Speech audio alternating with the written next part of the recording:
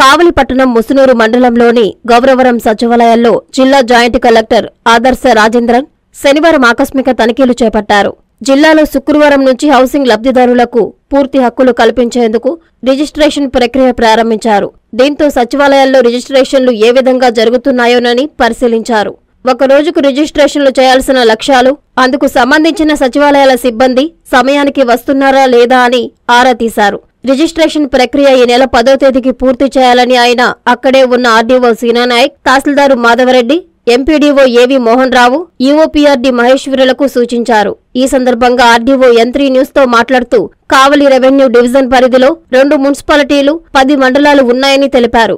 163 సచివాలయాల పరిధిలో 18,000 మంది లబ్ధిదారులు ఉన్నారన్నారు. ప్రతి మండలంలో తహసీల్దార్లు, ఎంపీడీఓలు, ఈఓపీఆర్డీలు, ఏవో ఇలా మండలంలో అందరూ సీనియర్ అధికారుల పర్యవేక్షణలో లక్ష్యాలు పూర్తి చేస్తామన్నారు.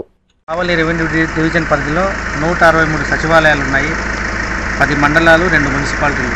మొత్తం కూడా ఈ 163 సచివాలయాల పరిధిలో దాదాపు 18,000 మంది లబ్ధిదారులు ఉన్నారు.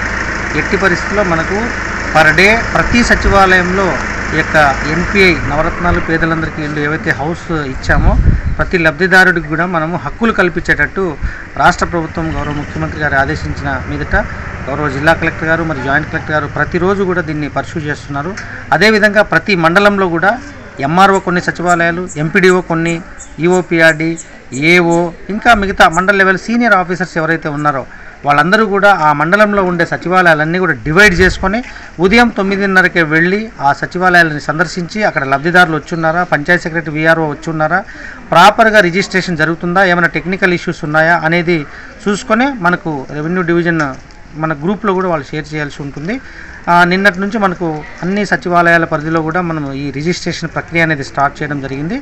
ముఖ్యంగా పబ్లిక్కి మనం చెప్పిన ఏదైతే మాట ఇచ్చారో గౌరవ ముఖ్యమంత్రి ఆ మాట మేరకు అందరికీ కూడా రిజిస్ట్రేషన్ కల్పన అనేది ముఖ్యం. రాబో రోజుల్లో అంటే ఒక 9వ 10వ తారీఖు లోపు మొత్తం కూడా మనకు ఏదైతే 18,000 ఉన్నాయో 10 మండలాలకు సంబంధించి 2 మున్సిపాలిటీలకు సంబంధించి అన్నింటినీ కూడా యుద్ధ ప్రాతిపదికన మనము ఈ యొక్క రిజిస్ట్రేషన్ ప్రక్రియ అనేది కంప్లీట్ చేయడం జరుగుతుంది. జాయింట్ కలెక్టర్ గారు వచ్చిన కారణం కూడా ఇదే. ముఖ్యంగా ఈ రిజిస్ట్రేషన్ ప్రక్రియ ఎలా జరుగుతుంది సచివాలయం స్థాయిలో అంటే ఒక సచివాలయం పరిధిలో ఉండే లబ్ధిదారులు ఆ సచివాలయానికి వచ్చి రిజిస్ట్రేషన్ చేసుకొని పోవాలనేదే ఇది ముఖ్య ఉద్దేశం. సో అలా జరుగుతుందా లేదా అనేది చెక్ చేయడానికి వచ్చారు.